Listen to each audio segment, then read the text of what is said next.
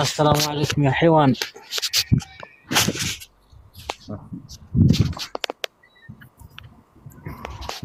يا فرعون زر السلام عليكم. لا تربط ايش من درنا انت አንተ ራስ ምንድነው ብለኸኛል። እኔ መልስልኝ እስኪ። ايش انا مسلم ነኝ።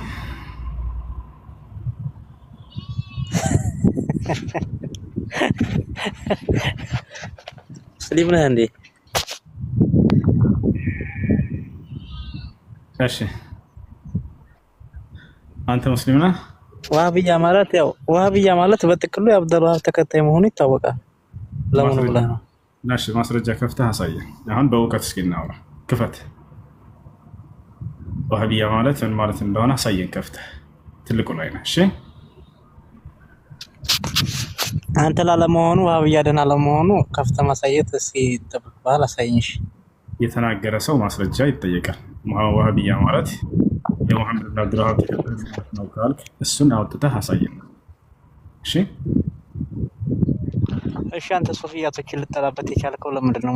ሙስሊም ኢትዮጵያዎችን ሙስሊም ወንድሞችን ወደፊት አዘላቂ የሆኑት ሰዎች ልጠላ የቻልከው በምን ምክንያት ነው? ትመልስልኛለህ? እሺ አንተ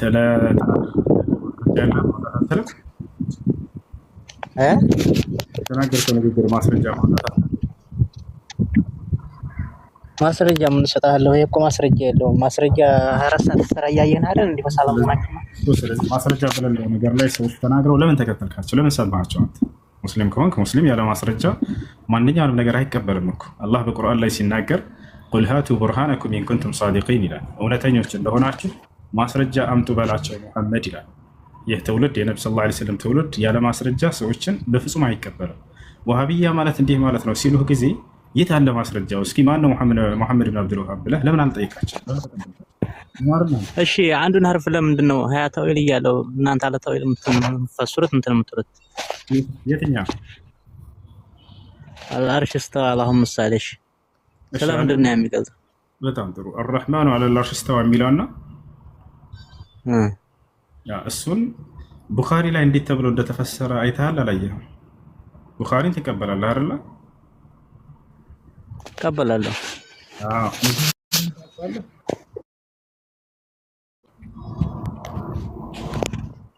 ሙጃሂድን ታውቀዋለህ? ሙጃሂድን አውቀዋለሁ፣ ግን የእናንተ ሙጃሂድ ደግሞ ለብቻ ስለወጣ እንዴት ብዬ የእናንተን እንትና ሙጃሂድ አውቀዋለሁ። የኛ ሙጃሂድ ማን ነው? ያንተ የምታውቀው ሙጃሂድ ማን ነው? እስኪ ንገረኝ።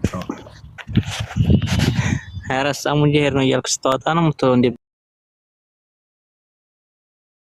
ሙጃሂድ ማን ነው? ታውቀዋለህ? እሺ ልንገርህ። ሰዓት የለኝም ይሄን ያህል ያው። እሺ ንገረኝ። ሙጃሂድ ማለት የአብዱላህ ብን አባስ ተማሪ ነው። አብዱላህ ብን አባስ መቼም ታውቀዋለህ አይደለ?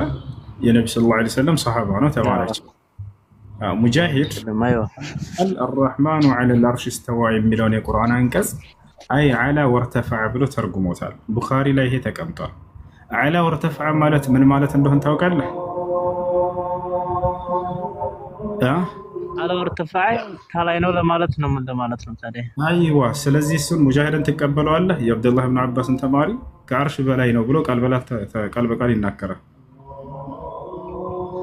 ምን ታዲያ እሱ ሰለፊይ ነው። ሰለፊ ባሉት ነው እኮ እኛ የምንመራው። አራት ሰለፊዮች ባላሉት እኮ ያመከተል ቢድዓ ነው።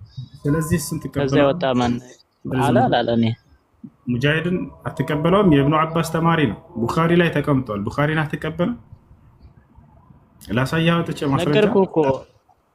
አራቱ ኸሊፋዎች እንትን ብለው ተሆነ ችግር የለም እቀበላለሁ። ከዛ የተቀረ ቢድዓ ነው። ገብቶሃል አይደለም?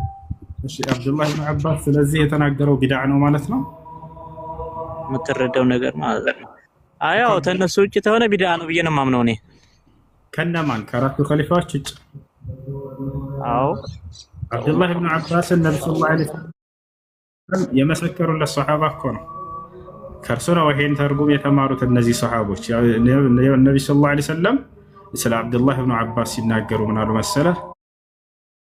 አላሁመ ዐሊምሁ ተእዊል፣ አምላክ አላህ ሆይ የቁርአንን ፍች ለዚህ ሶሐባ አሳውቅልኝ ብለው ለምነውለታል። የነብዩ ሰለላሁ ዐለይሂ ወሰለም ዱዓ ደግሞ ተቀባይ እንደሆነ ታውቃለህ። ነብዩ ሰለላሁ ዐለይሂ ወሰለም ይሄንን ዱዓ ያደረጉለት አካል አብዱላህ ኢብኑ አባስ ያስተማራቸው ተማሪዎች ምን አሉ? አላ ወርተፈዐሉ አላህ ከዓርሽ በላይ ነው፣ ከዓርሽ በላይ ከፍ ብሏል ብለው ፈሰሩ። ይሄን ቡኻሪ አስቀምጦታል። ቡኻሪ አምነውበት።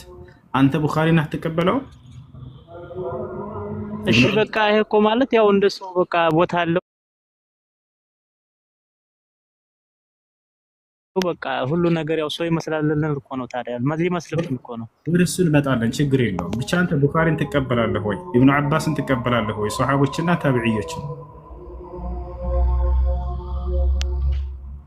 እኔ ወንድሜ ማለት ያው አንተም እንግዲህ ተዋል ኪታቡን ያው ታራቶቹ ከሊፋ የተቀረ ቢዳ ነው። ቢዳ እንዴት ብዬ እቀበላለሁ ስታስበው አንተ?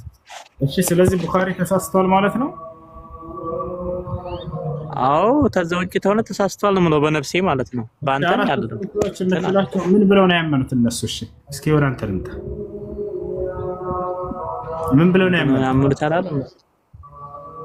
እነሱ በቃ ሌላ ሰው ቢዳ ታቢ ምናምን ይሄን ብሎ ታለ ያው እነሱ ታላሉ ያው በእነሱ አላመኑም። ያው እነሱ ስላላመኑ እነሱ መከተል አንችልም። ገባ?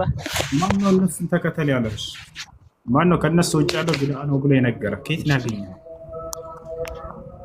አንተ አለ አይደል እንዴ የኛንስ ቢዳ ነው እያልክ እንትን ማለት ያስከው። አሁን ያንተን ተውና የሌንተውና ያ ከአራቱ ኸሊፋዎች ውጭ ያለው የሰሃቦች ንግግር ሁሉ ቢዳ ነው ያለህ ማን ነው? የአቡ ሁረይራን ቢዳ ነው? የኢብኑ አባስን ቢዳ ነው? የኢብኑ ዑመርን ቢዳ ማን ነው እንደዚህ ብሎ አስተማረ?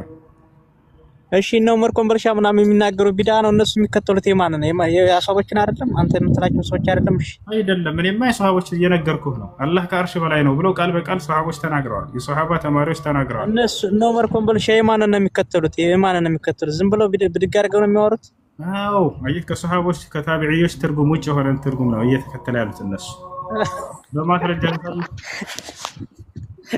ላሳይህ፣ ከቡኻሪ አውጥቼ ላሳይህ። ማሳየት አይጠበቅብም። ያው ዝተነገርከኝ ያው ታሳይኝ ባታሳይኝ ምን ስለማላምን ማሳየት አይጠበቅብም። ችግር የለውም።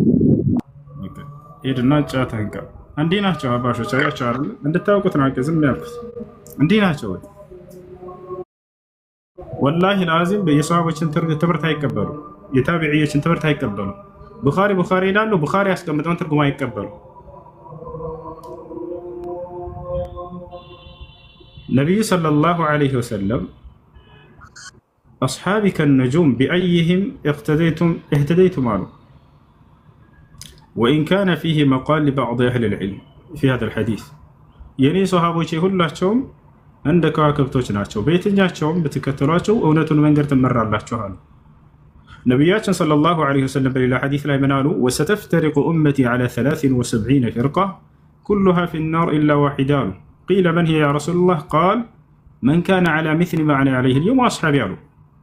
የእኔ ትውልድ ለ73 ይከፋፈላሉ፣ ሁሉም የሳት ናቸው፣ አንዷ ስትቀራሉ። ማነቻቸው አንዷ የምትድነው ሲባሉ ጊዜ እኔና እናንተ የኔ ጓደኞች ያላችሁበት መንገድ ብለው ተናገሩ። አብዱላህ ብኑ አባስ ከነዚያ መካከል ነው። እርሱ ያስተማራቸው ተማሪዎች ምን አሉ? አራሕማኑ ዐለል ዐርሽ እስተዋ የሚለውን ቡኻሪ ራሱ አምኖበት አስቀመጠው። ዐላ ወርተፈዐ ከዓርሽ በላይ ሆነ፣ ከዓርሽ በላይ ከፍ አለ ብሎ አስቀምጦታል። ይወቻል አይደለ? የሰሓቦችንና የታቢዒዎችን ግንዛቤ እንድትከተሉ ነብዩ ሰለላሁ ዐለይሂ ወሰለም አደራ ብለው ነው የሄዱት። ሐዲስ ላይ ምን አሉ? ኸይሩ ናስ ቀርኒ ሱመ ለዚነ የሉነሁም ሱመ ለዚነ የሉነሁም አሉ። ከሰው ሁሉ መልካም ሰው ብሎ ማለት በእኔ ዘመን ያሉ ሰዎች ናቸው ሰሓቦች አሉ። ከዛ የሚቀጥሏቸው ከዛ የሚቀጥሏቸው በሶስቱ ክፍለ ዘመናት ላይ ያሉትን ቦታቸዋል። በ300 ዘመን ላይ ያሉትን አደራ እነዚህን ግንዛቤ ተከተሉ እያሉ ሂደዋል ነብዩ ሰለላሁ ዐለይሂ ወሰለም። እነዛ እንዴት ነው የተገነዘቡ ከተባለ እርሱ አምላክ አላህ ሱብሓነሁ ወተዓላ ከዓርሽ በላይ ነኝ እንዳለው ከዓርሽ በላይ ነው ብለው ያምናሉ። ይህን ይመስላል። አላህ ነው ስራ። እንዲህ ዝም ብሎ በባዶ አይንዷችሁ፣ በባዶ አይምራችሁ። ማንኛውንም የእምነት ባለቤት የምናገረው በማስረጃ የያዙ ነገራቶችን ሁሉ አላህ በቁርአን ላይ ቁል ሃቱ ቡርሃነኩም ኢን ኩንቱም ሳዲቂን ይላል። እውነተኞች እንደሆናችሁ ማስረጃ አምጡ በላቸው ይላል። ማስረጃ የሚሆን እሺ አዛን ብሏል። እዚህ ዛራ መታለች ትቀጥላቸዋለች። ሰላም ስለ አውሊያ ነው። እኛ ሰፈር ማለት ነው ስልጦች መንደር አካባቢ ቀንድ አለው ዱላ ተሸክሞ የሚዞር ሰው ማለት ነው። ያኔ አንድ ቀን አይሰግድም። እሱ አውሊያ አለበት ይባላል። ያኔ አውሊያ ምን ሸይጣን ነው ወይስ ምንድን ነው? ቆይ እሺ شيخ الإسلام ابن تيمية رحمه الله تعالى ألف كتابا في هذا الباب. بس يقول لا ابن تيمية عند كتاب هو لا زكاشته. الفرق بين أولياء الرحمن وأولياء الشيطان. بالله وليوشنا بسيطان وليوش مكاكل على ولي النتبلو. عند سوى الله سبحانه وتعالى آمنوا يأملاكن حق الناس رات الميتبك كلكلوا النقر بس شالوا كميمير كهونا رسول الله سبحانه وتعالى ولينا ولي مالت ولا جمالات. المحب الناصر لله سبحانه وتعالى، والمقصود بالناصر لله هي الناصر لدينه، لقوله سبحانه وتعالى ألا إن أولياء الله لا خوف عليهم ولا هم يحزنون الذين آمنوا وكانوا يتقون. الله وليك مالة لهم سيناقر بسورة يونس لا من على أواجال يا الله وليك يا الله وداجوك بن رسول فرحة النهزل يلباتشهم على ما ناتشو تاريخ الذين آمنوا وكانوا يتقون على النزع يأمننا أنين يمفروناتشو على. قال شيخ الإسلام ابن تيمية رحمه الله تعالى معلقا على هذه الآية فكل مؤمن فهو ولي لله سبحانه وتعالى بقدر ما عنده من الإيمان والتقوى. من يوم مسلم سو كرسوزان دبالو إيماننا كرسوزان دبالو أمنتنا تقوى لك يا الله ولي يبالا أياتشو. سلزي عندنا كان نتلو አካል ወልይ ነው፣ ሶላት አይሰግድም፣ የሩቅን ያውቃል፣ ድብቅ ነገራቶችን ያውቃል ምናምን ተብሎ የሚታሰቡና እነዚህ የሰይጣን ወልዮች ናቸው። አላህ ስብሐነሁ ወተዓላ ያዘዘውን ዋጅብ ያደረገበትን ሳይሰራ እኔ ወልይ ነኝ ብሎ የሚናገር ሰው ይሄ ሰይጣን ነው። ስለዚህ አሁን በገለጽከው መሰረት ሶላት የማይሰግድ አካል ከሆነ የሰውዬ ሰይጣን እየተጫወተበት ያለ ሰው እንጂ አላህ ስብሐነሁ ወተዓላ ወልይ ሊባል አይችልም። ይሄ ነው። እሺ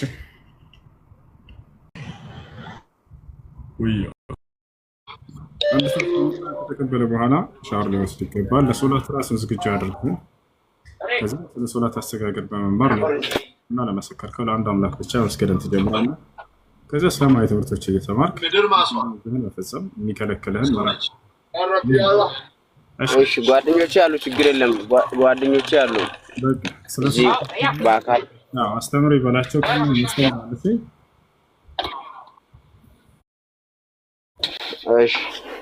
አይ አልፈረደ። እሺ ጥያቄ ያላችሁ ልጆች መጠየቅ ትችላላችሁ።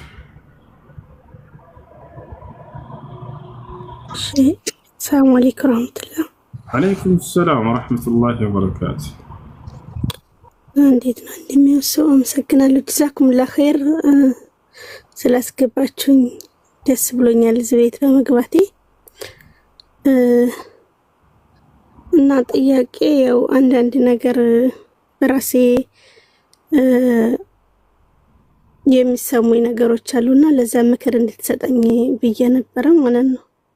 ያው ምክር ነው እና ምንድነው እንትን የምለው የሆነ በነገሮች ያን ያክል በዲኔም ጠንካራ አይደለሁም እና ግን ተስፋ መቁረጥ እና በቃ ሞትን መመኘት ምናምን የሆነ ተስፋ መቁረጥ ይታይብኛል እና ምን ባደርግ ነው እንትን የምለኝ ለማለት እና ምክር ፈልጌ ነበረ ማለት ነው። ምን ሆነሽ ነው? ችግሮች ከተፈጠሩ በህይወታቸው ላይ አንደኛ ለዚያ ነገር መፍትሄ መፈለግ፣ ሁለተኛ የተፈጠሩባቸው ችግሮች የወንጀላቸው ማንጫ ናቸው፣ የምትነጹባቸው ናቸው። አላህ ሱብሓነሁ ወተዓላ አንድን ሙስሊም በምንም አይነት በሽታ ወይንም ህመም ወይንም አደጋ አይፈትነውም ኃጢአቱን ሊምርለት ስለፈለገ እንጂ። ሲቀጥል ያ ነገር የሚመጣው በሰራነው ወንጀሎች ብቻ ነው፣ ሁሉም ሰው ላይ ሳይሆን አንዳንዶቻችን ላይ። ለምሳሌ የነቢያቶች ፈተና በወንጀላቸው ምክንያት አይደለም፣ የህፃናቶች ልክ እንዲሁ በወንጀላቸው ምክንያት አይደለም። ታዲያ እነዚያ ለምንድን ነው የሚፈተኑት በወንጀላቸው ካልሆነ ነቢያቶች ከተባለ በቀጣዩ ዓለም ደረጃቸው ከፍ ይል ዘንድ ነው። ደረጃቸውን ከፍ ይሰጣቸዋል። ሌሎቻችንስ እንደኔ እንደናንተ አይነት ከተባለ በወንጀሎቻችን ምክንያት ነው። በጣም በርካታ ወንጀሎች ያለብን ሰዎች ነው እኛ የአረብ ልጆች። ነቢ ሰለላሁ ዐለይሂ ወሰለም ሲናገሩ ኩሉ በኒ አደም ኸጣእ ወኸይሩል ኸጣኢነ ተዋቡን አሉ። የአደም ልጆች ሁሉም ወንጀልን የሚሰሩ ናቸው አሉ፣ ተሳሳሾች ናቸው። ከተሳሳሾቹ ግን በላጮቹ ንስሐ የሚያደርጉ ወደ አላህ የሚመለሱት ናቸው አሉ። ስለዚህ ወዲያው ትዝ ሊለን የሚገባው ምንድን ነው? ይህን ፈተና አላህ ያመጣብኝ ወንጀልን ሊምርልኝ ስለፈለገ ነው ብላችሁ ስታስቡ ጊዜ ለዚያ ላደረሰባችሁ ፈተና ቦታ ራሱ አትሰጡት። ምክንያቱም ከዚያ በላይ ያንን ኃጢአታችሁ አለባችሁ። የሰው ልጅ ከደረሰበት መከራ በላይ ያ የተጫነው የሰራው ወንጀል ነው በጣም ሊያስበው የሚገባ። ስለዚህ ያንን የሚያነጻላችሁ እስከሆነ ድረስ በዚያ በነገር ላይ በሚደርስባቸው አደጋ ላይ ምንም አይመስላችሁም፣ እችላችሁ ታሳልፍታላችሁ ማለት ነው። ሸይኹል ኢስላም ኢብኑ ተይሚያ ረሒመሁላህ ተዓላ ታላቁ ዓሊም ምን አለ? ሰዎች የሚያገኙትን ጸጋ ከሚያስተውሉት በላይ የሚደርስባቸው መከራና አደጋ ያንን በደንብ ሊያስተውሉትና እሱን በደንብ ሊቀበሉት ይገባል እያለ ይናገራል። እኛ ጸጋ ሲገኝልን ብቻ ነው የምናመሰግነው። ከዚያ በላይ ግን መከራ ሲደርስብን ጊዜ ይህም ለካ የወንጀላችን የምንነጻበት ነው ብሎ ሰዎች በደስታ ያንን ሊቀበሉት ይገባል። ይሄ ነው ነቢያችን ሰለላሁ ዐለይሂ ወሰለም ሐዲስ ላይ ኢነል ሙእሚን ለዩእጀሩ ቢልሙሲበቲ ለቲ ቱሲቡሁ ሐታ ቢሸውከቲ ለቲ ዩሻኩሃ አሉ። ሙስሊም በሚደርስበት መከራ ወንጀሉ ይማርለታል በምትወጋው እሾህ እንኳን ሳይትቀር አሉ። ነገር ግን ያን ሊሆንልን ዘንድ በሚደርሱብን መከራዎች በሚደርሱብን ፈተናዎች ከአላህ ዘንድ ኃጢአታችን እንዲማር ደረጃችን ከፍ እንዲል ከተፈለገ ሁለት መስፈርቶችን ልናሟላ ይገባል። አንደኛ አሰብር ያኒ ዓደሙ ተጀዙዕ ወተስሊም ቢቀዳኢላሂ ሱብሓነሁ ወተዓላ ወቀደሪህ። ሁለተኛ አልኢሕቲሳብ ኢሕቲሳብ አልአጅር ሚነላህ ሱብሓነሁ ወተዓላ። የመጀመሪያው ምንድነው መስፈርቱ? ሰብር ማድረግ ነው፣ መታገስ ነው። ያንን አለማማረር፣ ተስፋ ለመቁረጥ እነሁ ላ የይአሱ ሚን ረውሒላሂ ኢላ አልቀውሙል ልካፊር። ከአላህ እዝነት ተስፋ የሚቆርጡ ሰዎች ከሃዲያኖች ብቻ ናቸው ብሏል አላህ። ሙስሊም ከአላህ እዝነት በፍጹም ተስፋ አይቆርጥም። ቦታቸዋል መከራ ሊደርስበት ይችላል። በዚያ ላይ ግን እሱ ሰብር አድርጎ ከአላህ ዘንድ ምንዳን አገኝበታለሁ የኃጢአቴ ማንጫ ነው ብሎ ያስባል። በዚያ ነገር ላይ አያማርርም።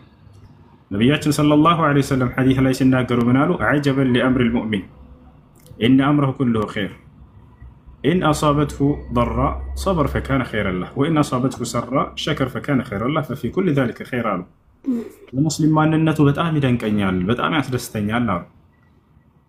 ምክንያቱም አሉ ነቢ ሰለላሁ ዐለይሂ ወሰለም ሲናገሩ ምክንያቱም መልካም ነገር ሲያገኝ አላህን ያመሰግናል፣ በዚህ በኩል መልካም ሆነለት።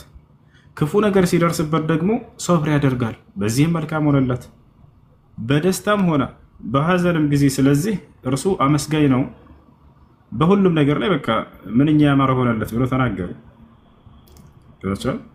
ስለዚህ ሙስሊም ሲባል እዚህ ዓለም ላይ ሲኖር በሚደርስበት አደጋ ጊዜ ሶብር አድርጎ የሚያሳልፍ፣ ደስታን ሲያገኝ ደግሞ አላህን በማመስገን የሚያሳልፍ ነው። የምንኖራት እዚች ዓለም ላይ ጥቂት ጊዜ ነው። አንድ የመረጋጋት እሺ። እና ያው ምንድን ነው እኔ አሁን አብዛኛውን በዱንያም ላይ ባለሁበት በርዚቅ በሆነ ነገር ያጣሁት ነገር የለኝም። ግን በትንሽ ነገር ያው ነፍስዬ ናት የምትጨናነቀው በጣም ማለት ነው። ትንንሽ ነገሮች ናቸው ቶሎ ቶሎ የሚያናድዱኝና እንጂ እና እንደዛ ነው ብቻ። እሺ አመሰግናለሁ። አይ እሺ በሰብር አሳልፉ የሚደርሰው። አሰላሙ አለይኩም ወረህመቱላሂ ወበረካቱ። ወአለይኩም ሰላም። አንድ ጊዜ የሁላችሁም እንትን ሊሆን ስለሚችል ይሄ ትንሽ ልጨምርላችሁ። ነቢያቶች ከማንም በላይ መከራ የሚደርስባቸው እነሱ ናቸው። ነቢያችን ሰለላሁ ዐለይሂ ወሰለም ሐዲስ ላይ ሲናገሩ አሸዱ ናሲ በላአን አልአንቢያ ሱመ አልአምሰል ፈልአምሰል አሉ። ከማንም ሰው በላይ መከራ የሚደርስባቸው እዚህ ዓለም ላይ ነቢያቶች ናቸው አሉ። ከዚያም የሚቀጥሏቸው እነሱን የሚመስሏቸው እያሉ ተናገሩ። ይወጣጫል። ስለዚህ አላህ ስብሐነሁ ወተዓላ በቀጣዩ ዓለም ደረጃቸውን ከፍ ሊያደርግላቸው ሲፈልግ ሰዎችን እንዲሁም ከኃጢአታቸው ንጹህ አድርጎ ሊወስዳቸው ሲፈልግ ፈተና ይልክባቸዋል። ያም የሚመጣ የሚገርማችሁ በእኛ ላይ ከሆነ በወንጀሎቻችን ምክንያት ነው። አላህ በቁርአን ላይ ሲናገር ወማ አሳበኩም ሚን ሙሲበትን ፈቢማ ከሰበት አይዲኩም ወየዕፉ ዐን ከሲር ይላል። ምንም አይነት መከራ አይደርስባችሁም በእጃችሁ በሰራችሁት ወንጀል ምክንያት ቢሆን እንጂ እንዳውም ብዙውንም ይቅርላችኋለሁኝና ነው አለ። እሺ በሁሉም ኃጢአታችን እዚሁ ቢይዘንስ ማንም ሰው አይኖራትም እዚህ ምድር ላይ። አላህ በቁርአን ላይ ሲናገር ወለው ዩአኺዙ ላሁ ናሰ ቢማ ከሰቡ ማ ተረከ ዐላ ظህሪሃ ሚን ዳባ ይላል። ሰዎችን በሚሰሩት ኃጢአት እዚሁ ቢይዛቸው እዚሁ ዋጋቸውን ቢሰጣቸው ምድር ላይ አንድ ተንቀሳቃሽ አይኖራትም ነበር አለ። ነገር ግን አላህ ሱብሓነሁ ወተዓላ ያንን ይቅርልናል ወይ ጥቂት በሆነች ፈተና ይፈትንና ያልፍናል። በዛችም ሶብር ካደረግን ጭራሽ በቀጣዩ ዓለም ምንዳን ያዘጋጅልናል። ያቻው ያ ነው። ስለዚህ የሰው ልጅ በሚፈተን ጊዜ በራሴ በሰራሁት ነው ብሎ ሊያምን ይገባል። ኩሉ ዩሲበና ኢላ ማ ከተበ አላሁ ለና ወለና ወዐለላሂ ፈሊተወከል። ታላላቅ ሰለፎች أظنه عبد الله بن المبارك كان من كبار التابعين كتلالاق تابعيዎች ነበር። በጣም ሀብታም ነው፣ በጣም ዓሊም ነው። በቃ ሁሉን አሟልቶ የሰጠው ታላቅ ሰለፍ ነበር። ከዕለታት አንድ ቀን በጣም ያካበተው ሀብት ሁሉ ከሰረበት። ያ ሲከስርበት ጊዜ ምን እንዳታውቃላችሁ? هذا ذنب كنت أنتظره يعني منذ 40 سنة ይህ ከ40 ዓመት በፊት የሰራሁት የወንጀል ቅጣት ስጠብቀው የነበረ ቅጣቴ ነው። የራሴን የእጅን ያገኘሁት አለ። እያችሁ ከ40 ዓመት በፊት ምን አድርገህ ነበር ሲባል ጊዜ فإنني قد عيرت فقيرا بفقره فقلت له يا فقير እኔ ከዛሬ 40 ዓመት በፊት አንድ ድሃ በድህነቱ አነውሬው ነበር አለ። አንተ ድሃ ብየው ነበር።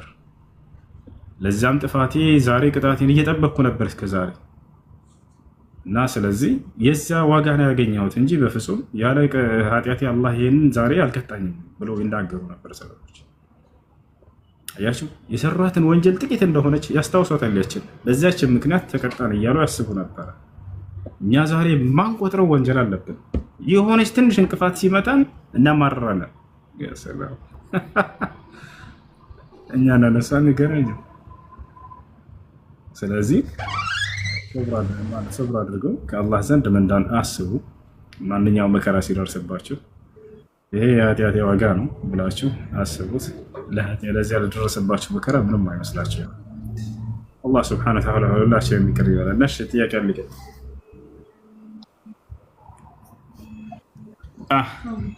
السلام عليكم ورحمة الله. وعليكم السلام ورحمة الله وبركاته.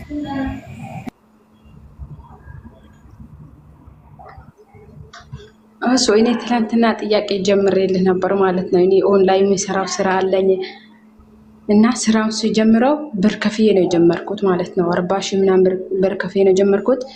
ስራው ደግሞ ኦንላይን ሰው ማስተዋወቅ ነው ማለት ነው። ሰውን አስተዋውቆ ሰውን ጋብዤ ድርጅቱ ደግሞ ለኔ ይከፍለኛል ማለት ነው። ስለዚህ ይህ ስራ ደግሞ ሐራም ነው ተባልኩኝ። እንዴት ታይልኛል? አንቺ ከፍለሽ ነው የገባሽው? ቲያንስና አይቻልም፣ ሐራም ነው። እሺ አንቺ 40 ሺህ ብር ነው የከፈልሽው? አይዋ ከፍዬ ነው የገባሁት። በጣም ጥሩ። ከዚያ ምን ሰጡሽ በዚህ በ40 ሺህ ብር? አይዋ ምን ሰጡሽ በ40 ሺህ ብር? ምንም አልሰጡኝም። ገና ሰው አስተዋውቄ ሳስገባ ነው የሚከፈለኝ። አይዋ እያጭበረበሯቸው ነው። አንተ በልተሻል በቃ። ከዚያ ምንም አልሰጡኝም ማለት ነው። ሰው አስተዋውቄ በደንብ ሰውን ካስገባው በቃ ይሄን ብር አታገኘም። ተበልተሻል። ሸጌት እርሺ።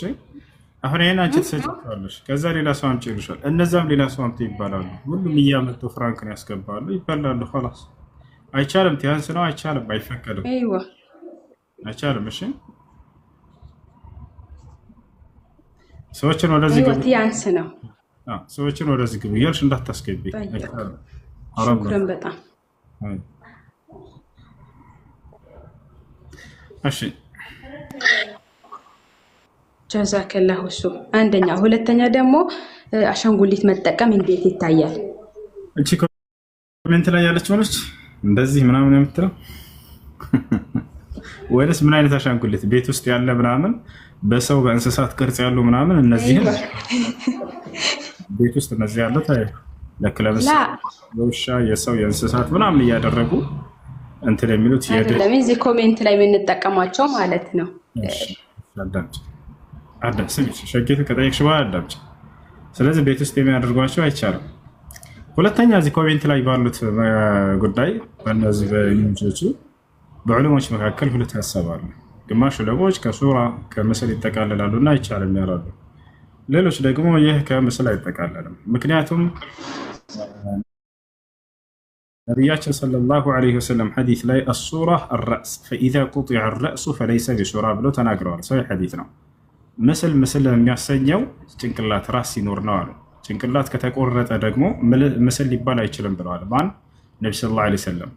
አሁን ጭንቅላት የሚይዘውን ሙሉ አካል ይዛለች ወይ ከተባለ ተመልከቱ። ጭንቅላት ሁለት አይኖች አሉት፣ ሁለት ጆሮዎች አሉት፣ አፍንጫ አለው፣ አፍ አለው። ይሄ ያለው ወይ ከተባሉ እነዚህ ነገራቶች አላቸው ላይ ያላቸው ምንድን ናቸው? እነዚህ መስመር ናቸው። ስሜትን የምትገልጽባቸው ናቸው። መቆጣትህን፣ መደሰትህን፣ ማበድህን እያልክ የምትገልጽበት ነው። እና እነዚህ ምስል የሚለውን ሸርጥ መስፈርት ያሟሉ አይደሉም፣ መስመሮች ናቸው። በደንብ አስተውላችሁ ካያችኋቸው። እሺ ያቀለገ ሰላም አለይኩም ወራህመቱላሂ ወበረካቱ። ወአለይኩም ሰላም ወራህመቱላሂ ወበረካቱ። እሺ እሱ በጣም ሽክራን ጀዛከላ። አልሐምዱሊላህ። አይዋ ጥያቄ ነበረኝ። ምን ይላል ጥያቄ? የጓደኛዬ ሚስት ማለት ነው ያኔ አህባሽ ናትና ሼኹል እስላምን ትሰድባለች አበደን ኢብኑ ተይሚያን ካፊር ነው ያለች። ከነዛ አይነት ሴቶች እንዴት እንኖራለን? ሁለተኛ ጥያቄ ነው። ሁለተኛው ደግሞ ስለ ተጅዊድ ምንድን ነው የሚለው አንዴ ቀላል አድርጋ ብትነግረን ደስ ይለኛል። ጨርሻለሁ። ሼኹል እስላም ኢብኑ ተይሚያ ረሒመሁላሁ ተዓላ ዓለሙ ሚን አዕላም العلماء ومن كبار أهل العلم ومن علماء أهل السنة والجماعة ومن المجددين لدعوة الأنبياء والمرسلين، فما جاء بشيء جديد يخالف ما كان عليه النبي صلى الله عليه وسلم والصحابة ومن جاء بعدهم من الأئمة. በጣም ታላቅ ዓሊም ነበር ሼኹል ኢስላም ኢብኑ ተይሚያ ረሒመሁላሁ ተዓላ። በጣም ታላቅ ዓሊም፣ የትኛውም የእውቀት ዘርፍ ላይ አይገባም ስኬታማ ሆኖ የወጣ ቢሆን እንጂ። በተፍሲር ስትሄዱ በቃ ይሄ ሰው የተዋጣለት በዚህ ነው ትላላችሁ። በፊቅህ ስትሄዱ በደንብ አድርጎ አቅዋል አልአኢማ በደንብ አድርጎ የሚያውቅ የሆነና እንዳለ እክትላፋት ዑለማ በደንብ አድርጎ የሚዘረዝር በጣም ታላቅ ዓሊም ነበር። በጣም እጅግ በጣም ታላቅ ዓሊም ነበር። እነዚህ ሰዎች ችግራቸው ምንድነው? ከእርሱ ያሉበትን ቢድዓዎችና ሽርኮች አወገዘባቸው። በዚህ ነው የጠሉት፣ ሊያመሰግኑት ሲገባ ማለት ነው። እንደ አጠቃላይ ኢዛ ካነት ተሱብ ዑለማ አህል ሱነት ወልጀማዓ ፈሀዚህ ዘውጃ ሰይአ። የሱና ዓለሞችን የምትሳደብ ከሆነች መጥፎ ሚስት ናቸው። አስረዷት። የሼኹል ኢስላም ኢብኑ ተይሚያ ቁርአንና ሐዲስን የተጋጨበት ነገር ካለ አምጪ በሏት እና ያንን ነገር በተሳሳተ መንገድ ነገሯት ከሆነ ያንን ማስረዳት ነው። አብዛኞቹ ግን አያውቁም። በዚህ ጊዜ ዝም ብለው ውሃብያ ይላሉ። ውሃብያ ምንድን ነው ብትላቸው ወላሂ አያውቁም። ሼኹል ኢስላም ኢብኑ ተይሚያ ውሃብያ ሙሐመድ ብን አብዱል ወሃብ የመጣው ከዚያ በኋላ ሲጀምር ምንም የሚያውቁት ጉዳይ የለም። እና ስለዚህ ቀስ ብላቸው አስተምሯቸው። ከተስተካከሉ ሰየው እምቢ ካሉ እና እነዚህ በዚህ መንገድ ላይ ከቀጠለች አለማ አንሳሐ ሰውዬ ከዚች ጋር እንዲቀጥል አልመክረውም። እሺ ከዚያ ጋር ተከትሎ ሼኹል ኢስላም ኢብኑ ተይሚያን አስከትሎ ሌላ ችግሮች አሏቸውና ከአላህ ውጭ ሌላን አካል መጠራትን ስላወገዘ ነው ኢብኑ ተይሚያን የጠሉት። ወይንም ቢድዓ ነገራቶችን ስላወገዘባቸው ነው፣ ሽርኮችን ስላወገዘባቸው ነው። የአላህ ሱብሓነሁ ወተዓላ ባህሪያት ስላጸደቀና ያንን ያወገዙ ሰዎችን ረድ ስላደረገ ነው። ረዱ ዐለ አልአሻዒራ ወዐላ ገይሪሂም በእነሱ ላይ መልስ ስለሰጠ ነው። እና ይህ ነው። ሌላኛው ስለ ተጅዊድ ነው። ተጅዊድ ቁርአንን በትክክለኛው መንገድ እንድንቀራ የሚያደርግ የሆነ የእውቀት ዘርፍ ነው። እሱን መማሩ መልካም ነገር ነው።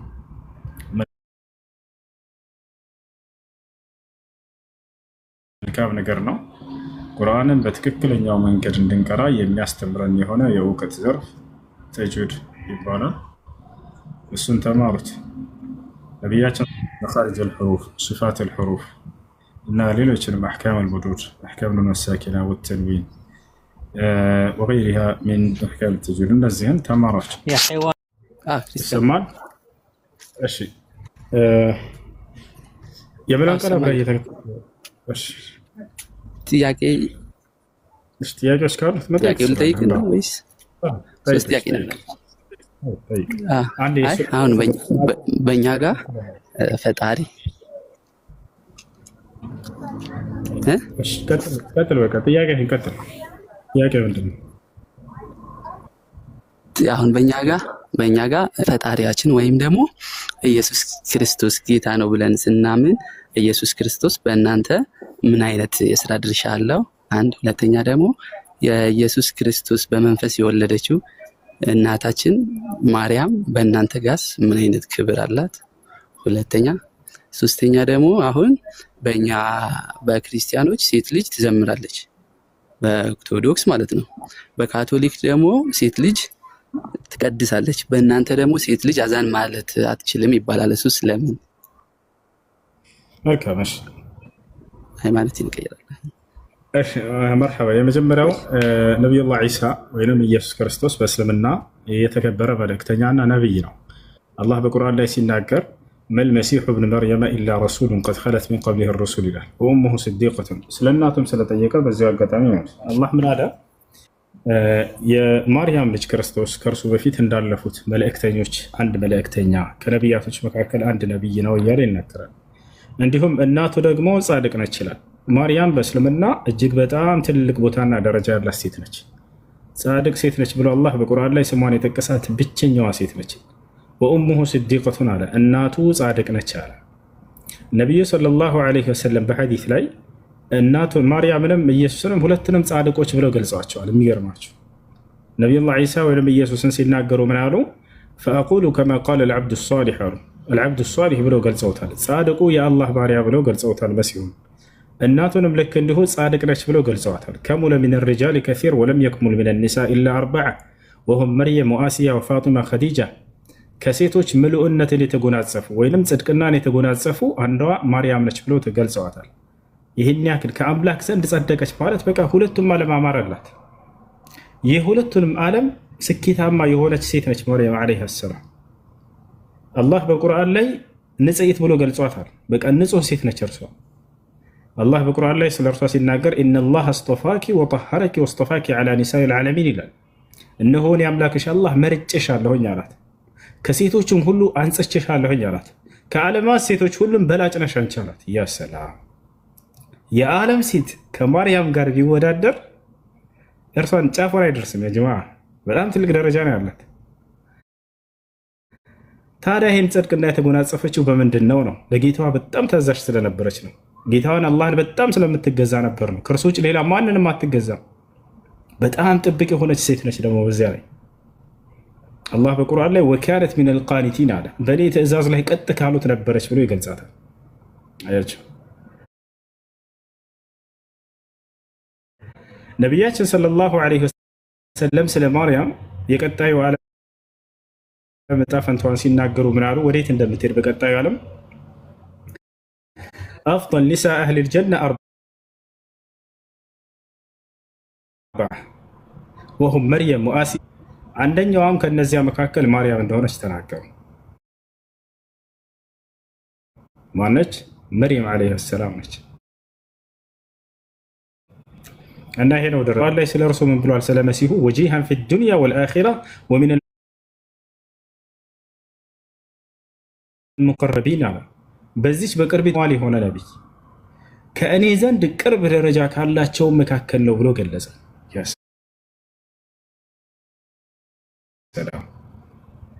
ከአምላክ ዘንድ ቅርብ ደረጃ ካላቸው ነቢያቶች እርስባቸው ኡሉል ዐዝም የሚል ስያሜ ያላቸው የቁርጠኝነት ባለቤት ማለት ነው። ያ ማለት በአስተምሮታቸው ጊዜ ከማንም በላይ መከራ ደርሶባቸው የትዕግስት ጥግ የደረሱ ነቢያት ናቸው። እነዚህ አምስቱን አላህ በሁለት ቦታ ላይ በተከታታይ ይገልጻቸዋል። አንደኛ ሱረቱል አሕዛብ፣ ሁለተኛ ሱረቱ ሹራ ላይ ማን ማን ናቸው? ነቢዩ ሙሐመድ ሰለላሁ ዐለይሂ ወሰለም፣ ኢብራሂም ዐለይሂ ሰላም ወይም አብርሃም፣ ልክ እንዲሁ ደግሞ ነቢዩላህ ዒሳ ወይም ኢየሱስ ወይም ደግሞ ሙሴና ሃሩን ማን ነው ኑህ። እነዚህ አምስቱ እንደ አጠቃላይ መሲሁ እጅግ በጣም የተከበረ አምላክ ከአላህ ነቢያቶች መካከል ነበር። መሲሁ ራሱ ሲናገር ወረሱለን ኢላ በኒ እስራኤል ይላል። ወደ እስራኤል ልጆች የተላኩኝ የአላህ መልእክተኛ ነኝ አለ። እኔ አምላካችሁ ነኝ አምልኩኝ አላለም። ያ ጀማዓ ማርያምን በፍጹም እኔ አምላክን የወለድኩት ብላ አታውቅም። ገብታችኋል? ከነቢያቶች መካከል አንድ ነቢይ ነው። እጅግ በጣም ትልቅ ቦታና ደረጃ ያለው ነቢይ ነው። አምላክ አላህ በርካታ ተአምራትን ሰጥቶት ነበር የነቢይነቱ ማረጋገጫ ይሆን ዘንድ። ለምሳሌ አይንን ማብራት፣ ሙታንን ማስነሳት፣ ለምጽን መፈወስ። ለምጽ ያለባቸው ሰዎች አካላዊ በሽታ ይዘህ በመሲሁ ዘመን አትሄድም የተፈወስክ ቢሆን እንጂ መሲሁ በአላህ ስም ብሎ ቢስሚላህ ብሎ ነካ ካደረገህ ያለብህ በሽታ ሁሉ ይፈወስ ነበር። ገብታችኋል? መሲሁ ከሰራቸው ድንቅ ተአምራቶች መካከል ከተገለጸው አንድ እስኪ ልንገራቸው። መሲሁ ዒሳ ዓለይሂ ሰላም በእስራኤል ምድር ላይ ያስተምራል። በጣም አመሰግናለሁ። መርሐባ። እሺ ይሄ ነው። ሶስተኛው ምን ነበረ? አሁን እስከ ዛሬ የሴት አዛና አትችልም ምናምን ነገር። ኦኬ ሴት ልጅ ምን ማድረግ አለባት? እስኪ ከክርስትና ያለው እነግርሃለሁ፣ ችግር የለውም።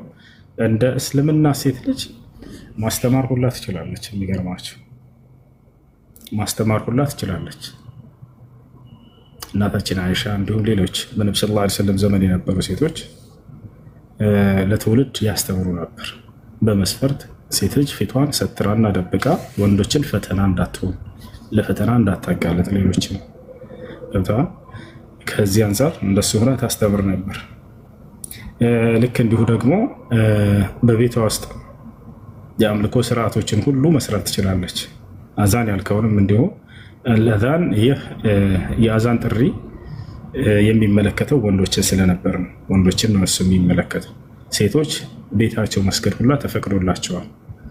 እንደሚታወቀው ጨለማ አለ። በጨለማ የሚሰገዱ ሶላቶች አሉ። የሱብሒ ሶላት ይባላል፣ የኢሻ ሶላት ይባላል።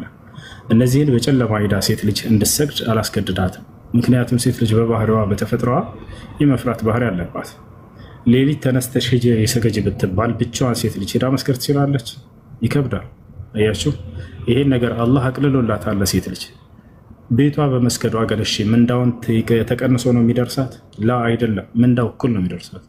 ምክንያቱም ቤቷ እንድትሰግድ የደነገገላት ራሱ ኢስላም ነውና ነብዩ ሰለላሁ ዐለይሂ ወሰለም ኸይሩ መሳጅድ ልመርአ ቀዕሩ በይቲሃ አሉ። የሴት ልጅ በላጭ መስጅዷ ቤቷ ውስጥ ነው።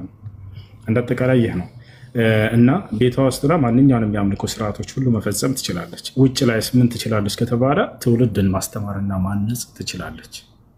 የነብዩ ሰለላሁ ዐለይሂ ወሰለም ሚስት እናታችን አይሻ ከማንም በላይ ከሴቶች እውቀትን ቀስማ ለትውልድ ያስተማረች ታላቅ ሴት ነበረች እና ይህ ነው። ከክርስትና አንጻር ከተባለስ እንደ ክርስትና ምናልባት መጽሐፍ ቅዱስ ላይ ያላየህ ከሆነ ላሳይ ይችላለሁ። እዛ ላይ ሴት ግን በማህበር ዝም ይበሉ ብሏል። መማር ብትፈልግ ከባሏ ትማር እያለ አስቀምጦላታል። ምናልባት ጥቅሱን ካስፈለገ አንድ ላሳያችሁ ይመስለኛል። ሴቶች እንደ መጽሐፍ ቅዱስ ከማስተማር ረገድ ያለው ነገር ከይቅርታ ጨምር ስልክ ቻርጅ ሊዘጋብኝ ስለሆነ አንድ ልጠይቅህና አስቀድመኝ። አንድ ብቻ ከዚህ በፊት አሁን በክርስትና እምነት ተከታይ ሆኜ አሁን ወደ እስልምና ሲቀየር እናንተ ጋር እንዴት ነው የሚታየው? ከዚህ በፊት የነበርክበት ወንጀል ሁሉ እንዳለ ይቅር ይባላል። ስላለፈው አምላክ አላህ ምንም አይነትን አያስብብህም። ከኃጢአትህ ሁሉ ንጹህ ያደርግሃል። የኃጢአትን ስርየት ይሰጥሃል። አምላክ አላህ ሱብሓነሁ ወተዓላ ወደ እርሱ ለሚመለሱ ሰዎች በይቅርታ እንደሚቀበላቸው፣ በውዴታው እንደሚቀበላቸው ኢነ ለዚነ አመኑ ወዐሚሉ ሷሊሓቲ ሰየጅዐሉ ለሁም ረሕማኑ ውዳ ይላል። እነዚህ ያመኑትንና መልካም የሰሩትን እኔ ውዴታዬን አደርግላቸዋለሁ እሰጣቸዋለሁ ብሎ ተናግሯል። አምላክ አላህ ወዳድ አምላክ ነው። ባሪያዎችን በጣም ይወዳል። ወደ እርሱ ሲመለሱ በተለይ ከምንም ነገር በላይ በይቅርታ የሚቀበል በምህረት የሚቀበል የሆነ አምላክ ነው። ንስሐቸውን በደስታ የሚቀበላቸው አምላክ ነው። ወአኒቡ ኢላ ረቢኩም ይላል። ተው ሰዎች ወደ እኔ ወደ ጌታችሁ ተመለሱ እያለ ብዙ ቦታ ላይ ይናገራል። እና ሰዎች ወደ እርሱ ሲመለሱ ጊዜ ያለፈ ኃጢአታቸውን ሁሉ ሊምርላቸው ቃል ገብተዋል። እሱ ነው። እሺ በጣም ይቅርታ። እሺ አሁን እዚሁ መያዝ እችላለሁ ወይስ እዚህ ባለው ሰው ፈልዬ ነው የምቀይረው? ችግር የለም፣ እኛ ጋር እናስይዛለን የምለውን ቃል አብረህ እየተከተልክ በል።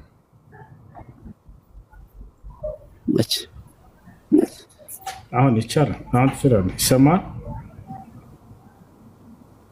አዎ ይሰማኛል። እሺ ከኔ ጋር ሸሃዳ ለመያዝ ዝግጁ ሆነሽ? እሺ አሽሃዱ ዝግጁ ነኝ። አሽሃዱ አላህ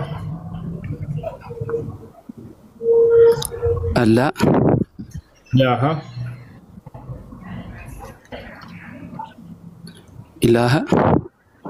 ኢላላህ ኢለላህ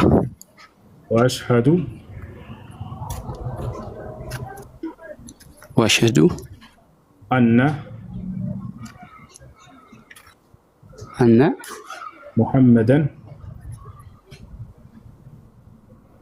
ሙሐመድ ረሱሉላህ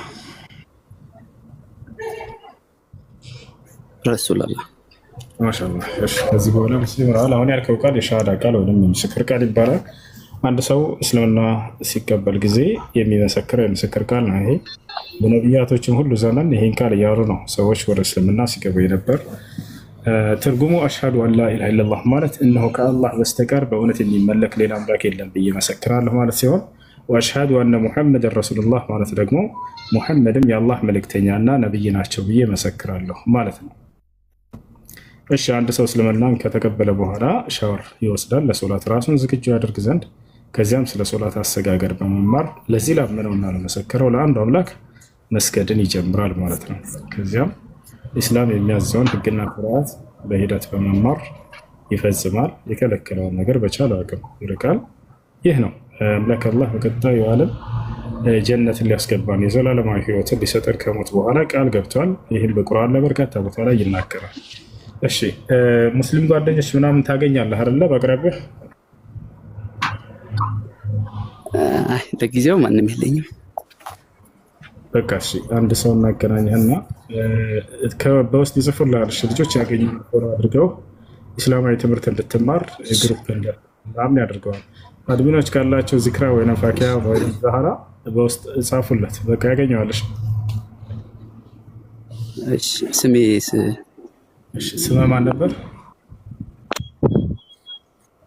አሁን ሰለሞን። እሺ ሰለሞን። እሺ ደስ የሚለው የሙስሊም ስም አለ ወይስ እኛ እናውጣለን? አውጣልኝ። እሺ ሙሐመድ ይሁን። ሙሐመድ በጣም የምንነበስና የነቢያችን ሰለላሁ ዐለይሂ ወሰለም ስም ነው። ወይም ሙሐመድ ወይም ቢላል አንተ መረጠ ደስ ያለ፣ ወይም ካሊድ ወይም ሰልማን ወይም ሱለይማን የትኛው ደስ ይላል? እሺ መሐመድ ይሁን። ሙሐመድ ዛህራ የምትለው ልጅ ከላይ ትታያለች። እሷን ፎሎ አድርጋት፣ በውስጥ ታገኛለች። እሺ እስላማዊ ትምህርት እንድትማር ታግዛለች። እሺ አይ እሺ ጥያቄ ያላችሁ መቀጠል ትችላላችሁ። መርሐባ። እሺ ሀመረ ጥያቄ አለ? ሰላም። አዎ ጥያቄ ነው። ሰላም እንዴት ነህ? ሰላም ነው። እሺ እኔ ወይስ ሌሎቹ እየተመሻችሁ? ደህና ነኝ አልሐምዱሊላህ። እሺ ጥያቄሽ ምንድን ነው? የዛሬው ጥያቄ በእናንተ በሸሪዓ አንድ ወንድ ለአራት ማደር ይችላል። ይሄ ግን አልገባኝም። ማለቴ እንዴት ነው አንድ ሴት በእኛ ለምሳሌ አንድ ለአንድ ነው ጸንቶ መኖር ያለበት። የመጀመሪያ ሚስቱ ወይም ደግሞ ፊት ያገባት ሚስቱ ፍቃደኛ ባትሆን አራት ሴት ማግባት ይችላል ወንድ? እሺ በመጀመሪያ ጥያቄ ስትጠይቁ ይመለስላችኋል፣ ችግር የለውም። ከእስልምና አንጻር ስትጠይቁ አንድ ነገር ላሳውቃችሁ ፈልጌ ነው። እሺ ግን ስታነጻጽሩ ጊዜ እኛንም እንድናነጻጽርላችሁ እየጋበዛቸው ነው። በእኛ ከተባለ ወደዚያ እንድንሄድ ግድ ይለናል ማለት ነው። በመጀመሪያ በመጽሐፍ ቅዱስ ላይ አንድ ብቻ ማን ነው ከአንድ በላይ አታግቡ የሚል የለም። ወይንም ደግሞ ከአንድ በላይ ማግባት ኃጢአት ነው ክልክል ነው የሚል የለም። እሺ እንዳውም መጽሐፍ ቅዱስ ላይ ነቢያቶችና ቅዱሳኖች አምላክ የመረጣቸው አምላክ ቃሉን የሚገልጥላቸው ነቢያት ሁሉ ከአንድ በላይ አግብተው ነበር። አምላክ ግን አንዲትን ቦታ ላይ ይሄን ነገር ኃጢአት ሰርታችኋል ብሎ አልጠየቃቸው፣ ወይንም ይሄን ነገር ለምን አደረጋቸው ብሎ ኮንናቸውም አልወቀሳቸውም። ለምሳሌ ዳዊትን ብንወስድ ከአንድ በላይ ሚስት እንደነበሩ ታውቃላችሁ። እግዚአብሔር ስለ እርሱ ሲናገር መጽሐፍ ቅዱስ ላይ በአንዲት ስህተት ብቻ ነው የወቀሰው። ምን ይላል እግዚአብሔር ሲናገር? ዳዊት ግን በኦሪዮ ላይ ካደረሰው በደል በቀር ከእኔ ዘንድ ምንም አይነት ኩነኔ ነገር አላደረገም ይላል። ጥፋት የለውም፣ በቃ እሱ ነው ጥፋቱ። ኦሪዮን ስላስገደለው ምናምን። ከአንድ ብዙ ሚስቶች ነበሩት፣ ያንን ጭራሽ አልነካበትም። አብርሃም ከአንድ በላይ ሚስቶች ነበሩት፣ ብዙ ቁባቶች ሁላ ነበሩት። ያን አስመልክቶ እግዚአብሔር ሲናገር ግን ምንድን ነው ያለው? አብርሃም ግን ትእዛዜን ሁሉ ጠብቋል ይላል። እንዳጠቃላይ ይህ ነው። እሺ ሰለሞን 700 ሚስቶችና 300 ቁባቶች ሁሉ አሉት። አንዲትም ቦታ ላይ ግን ለምን እነዚህን አገባ ብሎ ይህ ኃጢአት ነው እኮ ብሎ አልጠየቅም። እሺ ወደ እስልምና ስንመጣ ጊዜ ከአንድ በላይ ማግባት የሚለውን አዳምጡ። በመጀመሪያ ልናውቅ የሚገባው ነገር በእስልምና አንድ ማግባትን ጀምሮ እና ከአንድ በላይ ስለማግባት ዓላማው ምንድን ነው? እንዲሁም ደግሞ ለዚህ ትውልድ ብቻ ነው ለቀደሙት ነቢያትም የተደነገገ ድንጋጌ ነው ይሄ ነገር ወደሚለው እንመጣለን።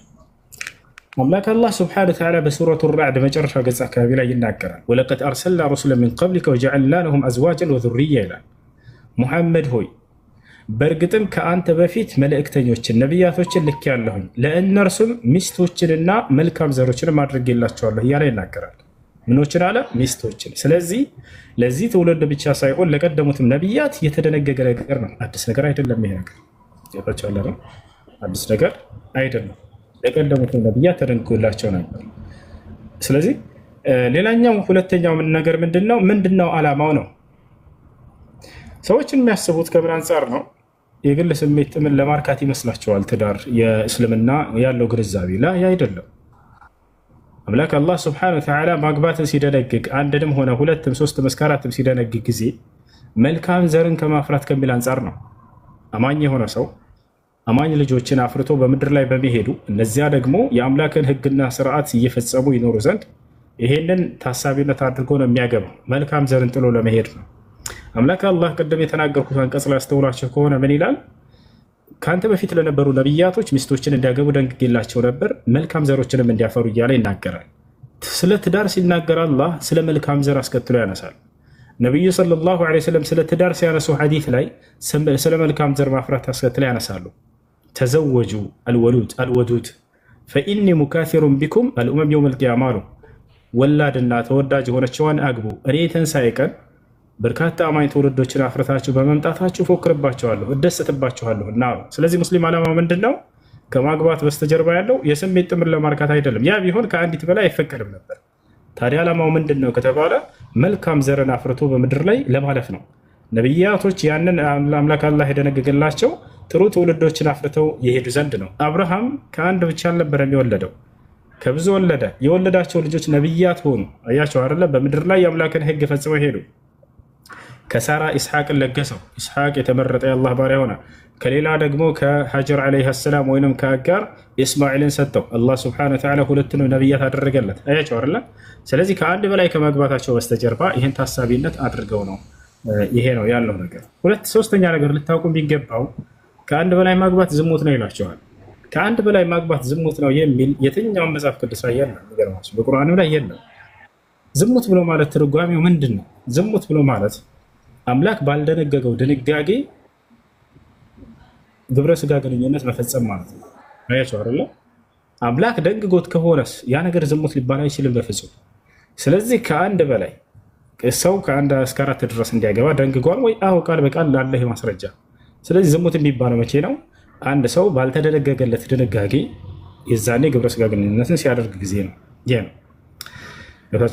ሌላኛው ነገር ምንድን ነው? እንዳው ዝም ብሎ ከአንድ እስከ አራት ይፈቀድለታል ማንኛውም ሙስሊም ከተባለ ላ አይደለም። መስፈርቶች አሉት፣ ከባባድ መስፈርቶች። እነዚያን መስፈርቶች ላሟላ ሰው ብቻ ነው፣ ካልሆነ አይፈቀድም። ከአንድ ጀምሮ ራሱ ማለት ነው። አንድ ማግባት የማይፈቀድበት ጊዜ አለ በኢስላም።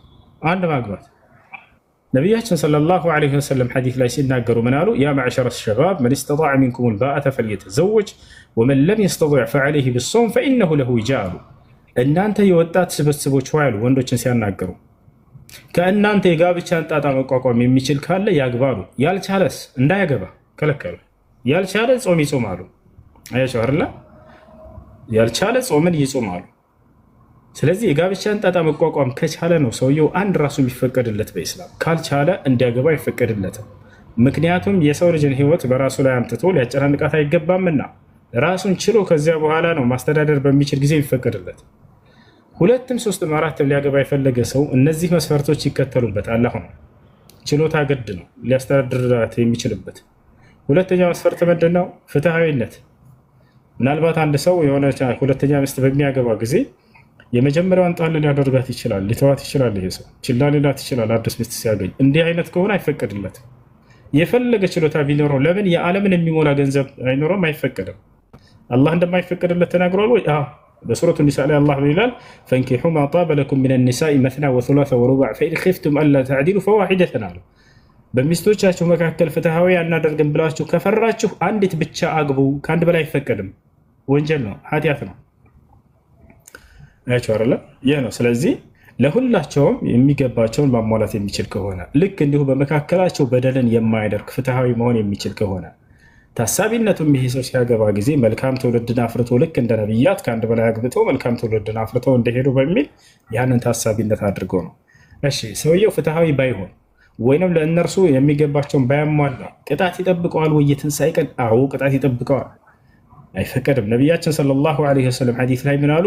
መን ካነት ዐንደሁ እምረአታኒ ፊ ዱንያ ፈለም ያዕድል በይነሁማ ጃአ የውመል ቂያመቲ ወሽቁሁ ሳቂጥ وفي رواية أخرى قال النبي صلى الله عليه وسلم من كانت عنده امرأتان في الدنيا فمال إلى إحداهما جاء يوم القيامة وشقه مائل. النبي صلى الله عليه وسلم من قالوا عند ሰው በምድራዊ ህይወቱ ሲኖር ሁለት ሚስት ኑረውት በመካከላቸው ፍትህን ካላደረገ የትንሣኤ ቀን አንድ ጎኑ ወድቆ በአንድ ጎኑ ይነሳል አሉ። ግማሽ ሰው ሆኖ ይነሳል። ሰዎች ይሄ ሰው ምን አይነት ኃጢአት አድርጎ ነው ይላሉ። ይሄማ በምድር ላይ ሳለ በሚስቶቹ መካከል ፍትህን ሳያደርግ የቀረ ነው ተብሎ ይነገርለታል። እና ይህ ሁሉ አለ እና ይህን ይመስላል ከአንድ በላይ ማግባት የሚለው እሳቤ። ሲቀጥል ግዴታ አይደለም ይሄ ነገር እያለው ሰውየው ፍትሃዊ መሆን እየቻለ ራሱ አላገባም ካለ መብት ነው። ለምን አላገባህም ብሎ አላህ አይጠይቀው። ሴት ልጅ ይሄን ነገር እሱ ፍላጎት ብቻ ነው እንዴ? ሁሱ እዚህ ጋር ማለት ነው። እሷ ካልፈቀደች ካልፈቀደች ማግባት ይችላል። እሷም ልመጣ ነው። ለምሳሌ ሴት ልጅ ኒካ ስታሰር ወይም ሲጋቡ ጊዜ እኔ ከአንድ በላይ እንድታገባብኝ አልፈልግም ማለት ትችላለች ወይ? አዎ ሐቅ አላት፣ ትችላለች። ዑለሞች በዚህ ጉዳይ ተጠይቀው መብት አላት። ከዚያ በኋላ ከአንድ በላይ አገባለሁ ብሎ ቢነሳ አይ አልፈልግም ይሄን ትዳር በቃ ፍታኝ ብላ መለየት ትችላለች፣ መብት አላት። ሼክ አብዱልዓዚዝ ብን ባዝ፣ ሼክ ሷሊህ አልፈውዛን እነዚህ ታላላቅ የጊዜያችን ዑለሞች ተጠይቀው ሴት ልጅ ስታገባ ጊዜ እኔ ከእኔ በላይ ውጭ እንድታገባብኝ አልፈልግም ብላ ሸርጥ ማስቀመጥ ትችላለች ብለዋል። ያን ሸርጥ ከጊዜ በኋላ ፈርሳለሁ አገባለሁ ቢል ትዳሩን ኒካዬን አውርድልኝ ብላ መጠየቅ ትችላለች፣ ሐቅ አላት ብለዋል። ይህን ይመስላል። እሺ እሱ አስቀድመኝ እሱ ሰላም ሰላም ሙሴ ጴጥሮስ ነኝ አለን ወንድሜ። አንድ ጥያቄ አለችኝ። ምንድን ነው ከሱረቱል አንዓም ላይ 1933 ላይ ስለ ኢሳ መወለድ ከዛም መሞት ከዛ ደግሞ ያው መነሳት ይናገራል። ከሙት ተለይቶ ማለት ነው። ከሙታን ተለይቶ መነሳቱን ይገልጻልና ይሄ ነገር ኢሳ አልሞተም ከሚለው ጋር አይጻረርም እና ኢሳ እውነት አልመሲ ነው ወይ? ቅዱስ አያይዘህ እንድትመልስልኝ ነው። ኢሳ እውነት አልመሲ ነው ወይ ቅዱስ ቁርአኑ ላይ ከተባለስ እንዴት ነው? መሲ የመሲ ተግባሩ ምንድን ነው የሚለው ነገርን አንድ ላይ አያይዘህ መልስልኝ ደስ ይለኛል። አመሰግናለሁ። መርሐባ። እሺ ሱራ መርየም ላይ ያለው ወደፊት ስለሚሆነው ነው የሚናገረው። በመሞት ጊዜ በመነሳ ጊዜ የሚለው ወሰላሙ ዐለየ በእኔ ላይ የአላህ ሰላም ነው አለ። የአላህ ሰላም በእኔ ላይ ይስፈን እያለ እየተናገረ ነው። የውመ ወሊድቱ በተወለድኩኝ ጊዜ፣ ወየውመ አሙቱ በምሞትም ጊዜ አለ። ወየውመ ኡብዐሱ ሐያ ሕያው ተደርጌ በምቀሰቀስም ጊዜ አለ። ይህ የሚናገረው ወደፊት ወርዶ በምድር ላይ መሞቱንና ዳግም መነሳቱን ነው። ያ ማለት የትንሣኤ ቀን ሁላችንም ስንነሳ አብሮ ይነሳል። ያ ነው እንጂ ከዚህ በፊት መሞቱን የሚያሳይ አይደለም። ከዚህ በፊት እንዳልሞተ አላህ በቁርአን ላይ ይናገራል። ወማ ቀተሉሁ ወማ ሰለቡሁ ይላል። አልገደሉትም አልሰቀሉትም በፍጹም እያለ ይናገራል። ስለዚህ ነቢዩላህ ዒሳ ዓለይሂ ሰላም ከጠላቶቹ አምላክ አላህ ሱብሓነሁ ወተዓላ አትርፎት ወስዶታል ወደ ሰማይ፣ በክብር በሰማይ ላይ ይገኛል እና ዳግም ወደ ምድር ወርዶ በህይወት ይቆያል። በምድር ላይ የሚቆየን ቆይታ ይቆይና ከዚያ ይሞታል። ከዚያ በኋላ ሰዎች አብረው ሲነሱ የትንሣኤ ቀን አብሮ እሱም ይነሳል። ያን ነው እየተናገረ ያለው። ነቢያችን ሰለላሁ ዐለይሂ ወሰለም ይህን ቃል በቃል ሐዲስ ላይ ተናግረዋል። የንዚሉ ፊኩም ዒሳ ብን መርየም አሉ። በመካከላችሁ የማርያም ልጅ መሲሁ ወደፊት ይወርዳል ብለው ተናግረዋል። የዛኔም ፈየምኩቱ ፊል አርድ 40 ሰነተን ثم يتوفى ሰለላሁ ዐለይሂ ወሰለም አሉ። ከዚያም በምድር ላይ የሚቆየውን ቆይታ ይቆይና ይሞታል። ከዚያም ትቀብሩታላችሁ ሁላ ብለው ተናግረዋል። ስለዚህ ስለ ወደፊት የሚናገር ነው። ሌላው ነገር መሲህ መሲህ ተብሏል ወይ? አዎ መሲህ ነው። ዒሳ ዓለይሂ ሰላም መሲህ ነው። ስራው ምንድን ነው? ይሄን አስመልክቶ ከተባለ ሱሚየ ቢልመሲህ ሊአነሁ ካነ የምሰሕ ዐላ ዘዊል ዓሃት ወልመረድ ፈዩዳዊህም ቢኢዝኒላሂ ዐዘ ወጀል። መሲሁ ዒሳ ዓለይሂ ሰላም አዳኝ ተብሎ ቢገለጽ ችግር የለውም። ሰዎች አካላዊ በሽታ ታመው ሲመጡ በመዳበስ ያድናቸው ነበር። ለምጽ ያለበትን ሰው በመዳበስ ያድናል። በማን ፍቃድ? በአላህ ፍቃድ። ማየት የተሳናቸውን ያድናቸዋል። የሞቱ ሰዎችን ከሙታን እንዲያስነሱ አላህ ይህን ድንቅ ተአምር ሰጥቶት ነበር። መሲሁ ዒሳ ዓለይሂ ሰላም እነዚህን ተአምራቶችን መሰረት አድርጎ ይህ ስያሜ ተሰጥቶታል። ገብቶሃል አይደለ? እና ይህ ነው መሲሁ ዒሳ ዓለይሂ ሰላም ድንቅ ተአምራቶችን አላህ ሰጥቶታል፣ የነብይነቱ ማረጋገጫ የእውነተኝነቱ ማረጋገጫ የሆኑ ዘንድ። እሺ ሌላኛው ምን ነበር?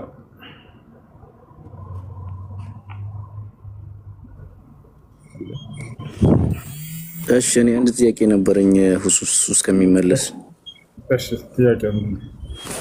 እሺ እኔ ከእስልምና የአመጋገብ ስርዓት ነው የምጠይቀና ልክ እንደ ፍየልና እንደ በግና እንደ ሌሎችም እንደተፈቀዱ ምግቦች ሁሉ ከነሱ ተርታ እኩል የሜዳ አህያ መመገብ ይቻላል በእስልምና? የሜዳ አህያ የተፈቀደ ነው በችግር ጊዜም ሳይሆን ኖርማል፣ ልክ እንደ ፍየልና እንደ በግ ኖርማል የሜዳ አህያ የተፈቀደ ነው ለምግብነት? አይፈቀድም። አህያ አይፈቀድም። ግን ላስረዳህ፣ እሱ ሰሃቦች በልተዋል፣ ወደ እሱ እንመጣለን። ነገር ግን አላህ ስብሐነሁ ወተዓላ በቁርአን ላይ ምን አለ መሰለህ? ሱረቱ ነሕል ላይ ሁለተኛው ገጽ መጀመሪያው አካባቢ ላይ ወልኸይል የሚበሉ ስጋዎችን ከገለጸ በኋላ ወልአንዓመ ኸለቀሃ አለ፣ የቤት እንስሳቶችን ፈጠርኩላችሁ እንድትበሏቸው ብሎ ከገለጸ በኋላ ወልኸይለ ወልቢጋለ ወልሐሚረ ሊተርከቡሃ ወዚነተን ወየኽሉቁ ማ ላ ተዕለሙን አለ። ከዚያ በኋላ ፈረስን፣ በቅሎን፣ አህያን ደግሞ ፈጠርኩላችሁ ልትጓጓዙባቸው አለ። ምን አለ? ልትጓጓዙባቸው። አብዱላህ ብኑ ዓባስ የሚባለው ታላቁ የነቢዩ ሰለላሁ ዐለይሂ ወሰለም ሰሃባ ቱርጁማን አልቁርአን የተባለው የቁርአን ተርጓሚ ተብሎ የተገለጸው ነቢ ሰለላሁ ዐለይሂ ወሰለም ይህን ሰው አምላክ አላህ የቁርአንን ትርጓሚ ያሳውቅልኝ ብሎ የጸለዩለት ታላቁ ሰሃባ ምን አለ? አላህ እነዚህን ሶስት እንስሳቶች ፈረስን፣ በቅሎን፣ አህያን ልትጓጓዙባቸው አለ እንጂ ልትበሏቸው አላለም። ስለዚህ አይበሉም አለ። ቃለ ሱብሓነሁ ወተዓላ ሊተርከቡሃ ላ ሊተእኩሉሃ ብሎ ይናገራል። እንዳለ ሁሉ ሙፈሲሮች ላይ ታገኛላቸው። ታዲያ ነቢ ሰለላሁ ዐለይሂ ወሰለም በሆነ ጊዜ ላይ ሰሃቦች በሆነ ጦርነት ላይ እንደበሉ ሰሃቦች ተገልጿል እዚያ ላይ። ያንን ታዲያ እንደው ሙሉ በሙሉ ይፈቀዳል ማለት ነው ወይ? ላ አይደለም። በኢስላም አንድ ቃይዳ አለ፣ አንድ መርህ አለ። እሱም ምን መሰለህ? የማይፈቀዱ ነገራቶች በችግር ጊዜ ህይወትን ለማትረፍ ሲባል ያክል እነዚያ ነገራቶች እንደ ወንጀል አይቆጠሩ። ለምሳሌ ሌላ ቦታ ላይ ልስጥህ። በሱረቱል ማኢዳ ላይ አላህ የማይፈቀዱ ስጋዎችን ከዘረዘረ በኋላ ነገር ግን የተቸገረ ሰው ህይወቱን ለማትረፍ ሲል ከነዚህ ቢበላ ወንጀል የለበትም ይላል። ለምሳሌ حرمت عليكم الميتة والدم ولحم الخنزير وما أهل لغير الله به والمنخنقة والموقوذة والمتردية والنطيحة وما أكل السبع إلا ما ذكيتم وما ذبح على النصب وأن تستقسموا بالأزلام ذلكم فسق اليوم يئس الذين كفروا من دينكم فلا تخشوهم واخشون اليوم أكملت لكم دينكم وأتممت عليكم نعمتي ورضيت لكم الإسلام دينا فمن اضطر في مخمصة غير متجانف لإثم فإن الله غفور رحيم. على تملكته حرمت عليكم الميتة ብሎ ጀመረ። በክት መብላት በእናንተ ላይ እርም ተደረገባችኋል። በክት መብላት እርም ተደረገ። የሞት እንስሳ ማለት ነው። ፍየል ሊሆን ይችላል፣ በግ ሊሆን ይችላል። በክት ወደረስክ የዛኔ መብላት አይፈቀድም። ወደም ደምንም ልክ እንዲሁ ደምንም አይቻልም። ደም ተብለው ከተገለጹ ሁለት ነገራቶች ግን ተፈቅደዋል። ምን ምን ናቸው? الدم كله حرام إلا اثنتان ሁለት ነገራቶች ሲቀሩ ምን ምን ናቸው? ጉበትና ኩላሊት። ነብዩ ሰለላሁ ዐለይሂ ወሰለም እነዚህ እንደሚፈቀዱ ሐዲስ ላይ ተናግረዋል። እነዚህን ኻስ አውጥተዋቸዋል። ወደም ከዚህ ውጭ ግን በፍጹም የእንስሳትን ደምንም ሆነ ምናምን መጠጣት አይቻልም። በፍጹም ኃጢአት ነው። ወለሕመል ኺንዚር የአሳማ ስጋ በእናንተ ላይ እርም ተደርጓል አለ አምላክ አላህ። ወማ ኡሂለ ሊገይሪላሂ ቢህ ከአላህ ውጭ ለሌላ አካል ታስቦ የታረዱ ለምሳሌ ለጅን ሊሆን ይችላል፣ ለምንም አይነት ነገር ከአላህ ውጭ ለሌላ አካል ለመላእክም ይሁን ለነብያትም ይሁን ተብሎ ታስቦ የታረደ ወይንም ደግሞ ከአላህ ስም ውጭ በሌላ ስም የታረደ።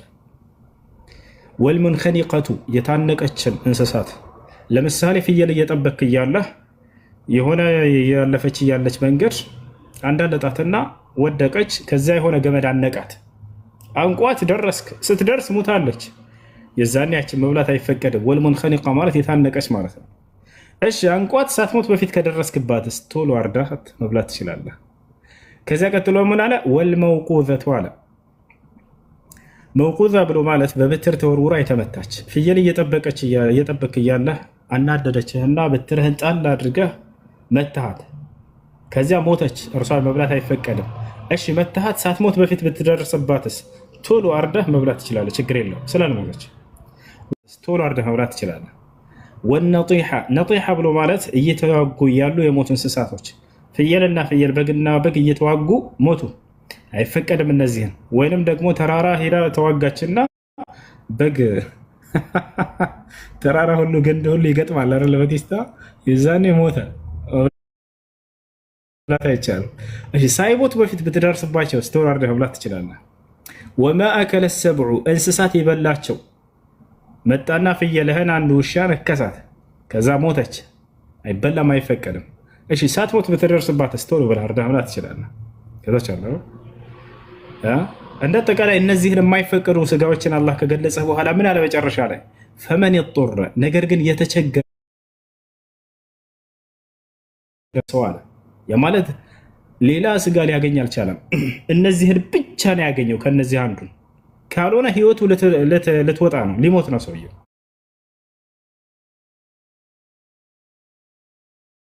በጣም ተርቧል። ህይወቱን ለማትረፍ ያክል ከዚያ ቢበላ ችግር የለውም። ወሰን ሳያልፍ ድንበር ሳያልፍ አላምላካችን አላህ እንዲጠግብ አይደለም አላማው፣ ህይወቱን ለማትረፍ ነውና አላማው። ከዚያ ቢበላ ሐላል ነው አይደለም ያለው፣ ልብ በሉ፣ ወንጀል የለበትም ማለት ሐላል ነውና ወንጀል የለበትም የተለያዩ ናቸው። ስለዚህ አሁንም እዚያ ሰሃቦች የበሉት ያንን ምንድነው ከተባለ ሚራያን አላህ በቁርአን ላይ ሙሉ በሙሉ ከልክሏል። አህያ ብሎ ከልክሏል። የሜዳ የቤት ምናምን አላለም። ነገር ግን እነዚያ ሰሃቦች መብላታቸው እዚያ ጋር በጦርነት ጊዜ በጣም ተቸግረው ነው። ከፊት ለፊታቸው ጠላት አለ። ያን ከደከሙ ካልበሉ ሽንፈት ሊመጣ ነው። ስለዚህ ያንን ይዘው ሰዎች ሐላል ነው ማለቱ ተገቢ አይደለም። በእርግጥ ይሄን ይዘው የሄዱ ሐላል ነው ብለው የተናገሩ ሰዎች አሉ። እንደ ማስረጃ ነው እና የምንሄደው አብዱላህ ብን ዓባስ ቃል በቃል ቁርአኑ ላይ ተፍሲሮች ላይ እንዳለ ማየት ትችላላችሁ። ፊ ቀውሊ ሱብሓነሁ ወተዓላ ወልኸይለ ወልቢጋለ ወልሐሚረ ሊተርከቡሃ ቃለ ዓብዱላህ ብን ዓባስ ሙፈሲረን ሊሃዚሂ ልአያ አላህ ጀለ ወዐላ ቃለ ሊተርከቡሃ ላ ሊተእኩሉሃ ፈረስን በቅሎን አህያን ልትጓጓዙባቸው ፈጠርኩላችሁ አለ እንጂ አላህ ልትበሏቸው አላለም። ስለዚህ አይፈቀድም ብሎ ቃል በቃል ተናግሯል። ይህን ይመስላል። ሁሱ አመሰግናለሁ። አሁን በአንተ አገላለጽ ተረድቻለሁ፣ ግን ወይም የተለያየ ትርጓሜ ያላቸው ማለት አሁን እኔ የያዝኩት መጽሐፍ ላይ ልክ አንተ ባልከው መንገድ ከተቸገሩ ልክ አማራጭ ካጡ የሆነ ሰዓት ላይ ሰሃቦች በልተዋን፣ ግን ከዛ በኋላ ቃል በቃል በቁርአን እንደተከለከለ ተጽፏን የሚል ነው። እዚህ ጋር ግን ልክ እንደተፈቀዱ እንደውም በዱር አህያና በፈረስ መካከል የተደቀለ ሁሉ ይበላል የሚል መጽሐፍ ነው ያለው እጄ ላይ እና ልክ ኖርማል እንደተፈቀደ ልክ እንደ ፍየል አድርገው ስለጻፉት ነው። ወይም እንግዲህ የተፍሲሩ ይሆናል የሐዲሱ አተረጓጎም ሊሆን ይችላል እንደ ሰውየው አይነት የሚለያይ ከሆነ ብዬ አስባለሁ እንጂ አሁን መጽሐፉን ባሳይ ቪዲዮ ከፍቼ እንደዛ ነው የሚለው። ስህተት ነው። በቁርአን ላይ አብዱላህ ብን ዓባስ የፈሰረውን ላሳይ ይችላል። የሰዎች ሀሳብ ከብር ሲናገር ነበር። በእርግጥም ይሄን ይቻላል ብለው ይተናገራሉ ነበር። ግን እንደዛ የእሱ ተፍሲር ተቀዳሚ ከሁሉም ሰው ሀሳብ። አዎ ከታላቁ ቁርአን የመጨረሻዎቹ የሶስቱ ክፍሎች ማብራሪያ የሚል መጽሐፍ ላይ ነው። በቃ እሺ፣ አመሰግናለሁ። ለማንኛውም ተስለምልስከኝ ክርስቲያና ወርሰ ክርስቲያና እንደ እንደማሽ እኔ ክርስቲያን ነኝ። በዚሁ አንፃር ብቻ ብዙ መጽሐፎች በዚሁ አንፃር ላንሳለህ። አይደብርህም? አንድ ሀሳብ መጽሐፍ ቅዱስ ላይ አይደብረኝም።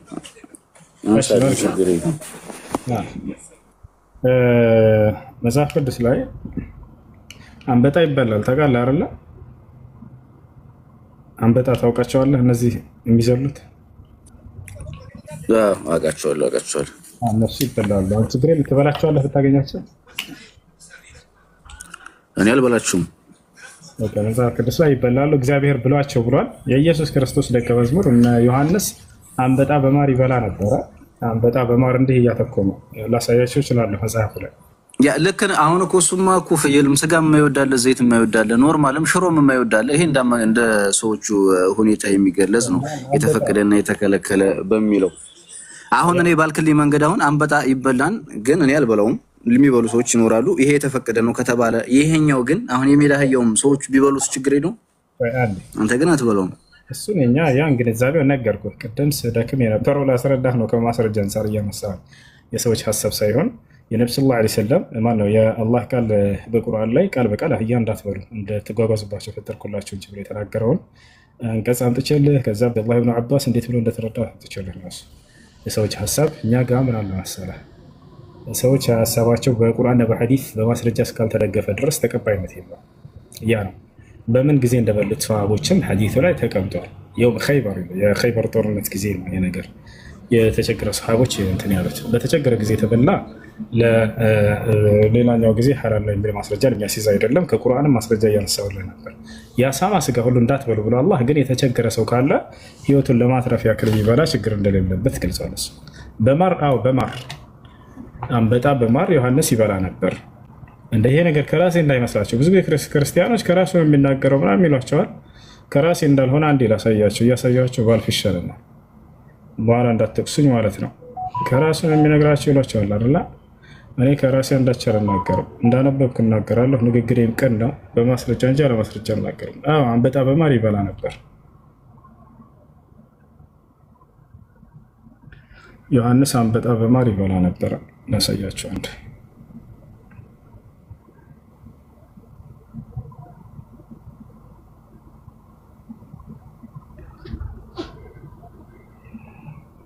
ሰላም አለይኩም። እንዴ በመሃል ላውራ እንዴ? ቆይ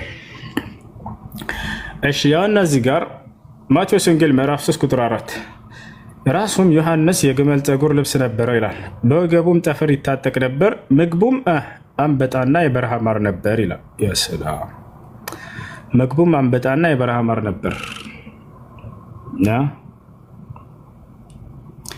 ይህ ታገኝታላችሁ ማቴዎስ 3:4 ላይ፣ ማርቆስም 1:6 ላይ ግመል ፀጉር ለብሶ በወገቡ ጠፍር ይታጠቅ አንበጣና የበረሃ ማር ይበላ ነበር። ሌላ ጥያቄ ያለው ሰው? ሌላ ብዙ አለ ግን ይሄ በቂ ነው። ጥያቄ ያለው ሲቀጥል ኦኬ። እሺ እሱን አይቼዋለሁ እኔም መልሰልኛል። ግን አሁን እኔ በዚህ እንትን ጉዳይ ላይ በምለው አንተ ያልከውን ነገር ይዘን በቁርአኑ እንትን ብለህ አንዳንድ አሁን ለምሳሌ ልክ እንዳልከው አንዳንድ ተፍሲሩን ሐዲሱን ተርጉመው የሚጽፉ ወይም በትርጉም ጽፈው ለመልእክት የሚያስተላልፉ ትልልቅ መጽሐፍ ነው እንግዲህ በትልልቅ እንትን የሚሸጥ ነውና የማትስማሙበት ነገር ካለ በእናንተ በእንትኑ በድርጅቱ ስም መጽሐፎቹ ወይ እንዲወገዙ ማድረግ ነው ወይም እንዳይስፋፉ ማድረግ ነው። አሁን ልክ አንተ በገለጥክልኝ መንገድ ነው ቪዲዮ ከፍቼ ባሳይ የሚለውን ቃል በቃል በቃ ልክ ነው ያልኩን ያነበብኩልን ነው የሚለው መጽሐፉና ማን ያለው ቪዲዮ ልክፈት እና ላሳይ ነው። ቪዲዮ ሳይሆን ጽሁፉን አንብብ። ማን ነው ባዩ? እዚህ ጋር የተያዘ ሐሳብ አለኝ እኔም ትንሽ እሺ ቆይ እኔ አንዴ ላንብብለት አንዴ ባዩ ምግብ ይላል። ቆይ ባዩ ማን ነው? ጸሐፊው መጽሐፉን ጸሐፊው ነው የምትለኝ? ይሄን መጽሐፉን ይጻፉ ይሄን ንግግሩን የተናገረው ነው። ይሄን ንግግሩን የተናገረው እንግዲህ ከሐዲስ ብሎ ነው የጻፈው። ሰውየውን ነው የጻፈው ነው እኔ ማን እንደሆነ መጽሐፉን የጻፈውን ሰው ስታውቀው ጊዜ አንተና ማለት ይችላል። እሺ ከላይ ያለው ጥያቄ ምንድን ነው? እሺ ተውፊቅ ሰው ልጆች ሌላ መጓጓዣ እንደሚፈጥር ተናገረ። እና አውሮፕላን እና መኪና እና ምናምን ይካተታሉ እዚህ ጋር። አምላክ አላህ በዚያን ጊዜ ለሰሃቦች ለነብዩ ሰለላሁ ዐለይሂ ወሰለም ዘመን ያልነበሩ ነገራቶችን ወደፊት ከነዚህ ሌላ መጓጓዣ እፈጥራለሁ ለሰው ልጆች እናንተ ግን አታውቋቸውም ብሎ ገልጾላቸዋል። ይህ አንዱ ቁርአን ስለ ወደፊት ትንቢት የተናገረበት ነው። እና ስለዚህ ለምንድን ነው የተፈጠሩት እነዚህ በቅሎ፣ ፈረስ፣ አህያ? ለመጓጓዣ ነው። አብዱላህ ብኑ አባስ እንዴት እንደፈሰረ አሁን ይሄንን አንቀጽ ላሳየህ። ልትጓጓዙባቸው አለ እንጂ አላህና አህያን ልትበሏቸው አላለም፣ አይበሉም እያለ ቃል በቃል ይናገራል። ስለዚህ ሰሃቦች በችግር ጊዜ የበሉትን አምጥቶ ለማስረጃ ማድረግ ስህተት ነው። ያለ ሰው ሊኖር ይችላል። ነገር ግን ከማስረጃ አንፃር ነው እኛ የምናየው። الخلاف بين اهل العلم لا يحتج بها انما يحتج بالدليل እሺ አሁን በኡስታዞች በዑለሞች መካከል ኺላፍ ሲፈጠር ወደ ቁርአንና ወደ ሐዲስ መመለስ ይሻላል እንጂ አንድ ወገን ይዞ እንትና ትክክል ነው ከማለት አይቻልም። እሺ ጀዛከላሁ ባረከላሁ ياونا زيجار تملكته تفسير الطبري لا تملكته تفسير الطبري لا حدثنا محمد بن عبد الأعلى قال حدثنا محمد بن ثور عن معمر عن قتادة لتركبوها وزينة قال جعلها لتركبوها لتقاقوا زباتوا على الرجل وجعلها زينة لكم وكان بعض أهل العلم يرى أن في هذه الآية دلالة على تحريم أكل لحوم الخيل يرلا كنزين مولات دماغ قتلوا من هلال ذكر من قال ذلك حدثنا ابن حميد قال حدثنا يحيى بن واضح قال حدثنا أبو ضمرة عن أبي إسحاق عن رجل عن ابن عباس من انديت من تردى تملكته قوله والخيل والبغال والحمير لتركبوها فرسن بقولون هيا لتقوقوا زباتين بلون أنكس قال هذه للركوب عبد الله بن عباس من قال النزي لم يقوقوا جانات شوالا فرس بقولوا هيا والأنعام خلقها لكم فيها دفء قدم يتكس كله مجمر يسايهون رقمو ما انه فيال بق منام بلو انساچون هذه للأكل النزي رقمو لا مقبنتناچو አለ እነዚያ ለመጓጓዣ ናቸው ብሎ ገለጻቸው ማለት ነው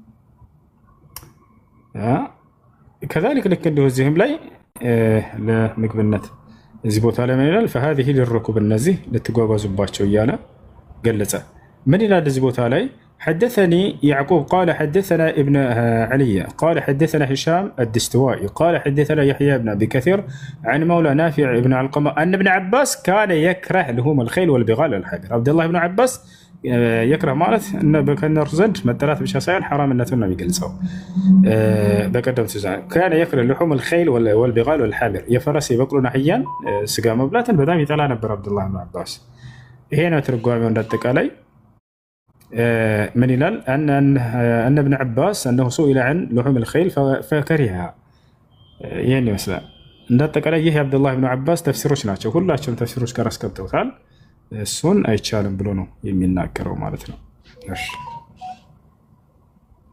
يا كله كتب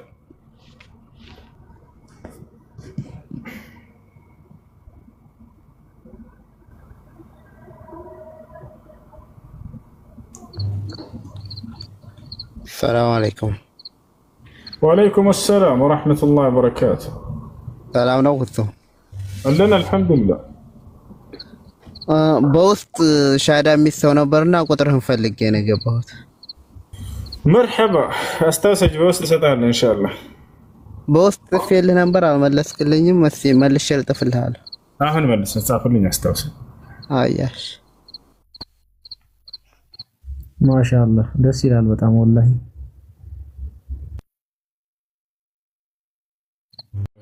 ልጆች ልውጣ በቃ ኢንሻአላህ ሻዳ እናስይዝለት መያዝ ይፈልጋል አላህ ካንተ ጋር ጀዛከላህ አሚን አላህ ይጠብቅ አላህ በአፊያ ይስጥ والله እናመሰግናለን ሰላም አለይኩም ወራህመቱላህ ወአለይኩም ሰላም ወራህመቱላህ